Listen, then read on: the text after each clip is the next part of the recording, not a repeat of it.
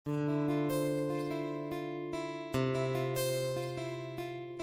হরি চাচা বাড়িতে আছো নাকি? বাইরে কেউ তোমায় ডাকছে মনে হয়, দেখো গিয়ে। ঠিক আছে, আমি গিয়ে দেখছি।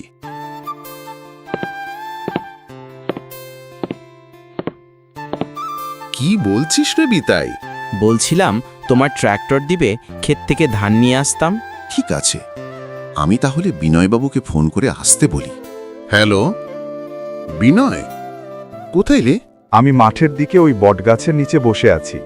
বলছিলাম যে নিতাইয়ের ধানটা এনে দেই তো মাঠ থেকে। ঠিক আছে হরি কাকু, যাচ্ছি আমি। বিনয় তারপর হরি কাকুর বাড়ির দিকে রওনা দেয়। বিনয়, যা তবে ট্র্যাক্টর নিয়ে যা। ঠিক আছে হরি কাকু।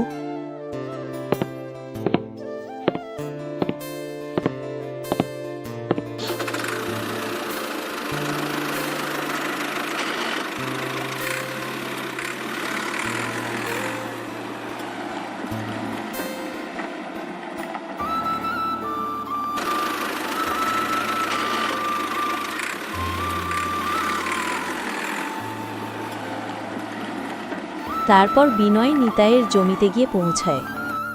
তারপর নিতাই তার ধানগুলো ট্র্যাক্টরে তুলে দেয়। বিনয় নিতাইয়ের ধানগুলো নিয়ে তার বাড়ির দিকে রওনা দেয়। তারপর বিনয় বলল, কোথায় ঢালবো রে তোর ধানটা? এইখানে ঢেলে দাও। বিনয়, ঠিক আছে। আমি কাল গিয়ে হরি কাকাকে টাকা দিয়ে আসব। ঠিক আছে, আমি তাহলে চলি।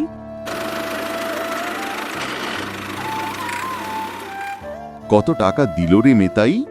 বলল যে কাল দিয়ে যাবে টাকাটা। ও ঠিক আছে, তবে আমি তাহলে আসি হরি কাকু।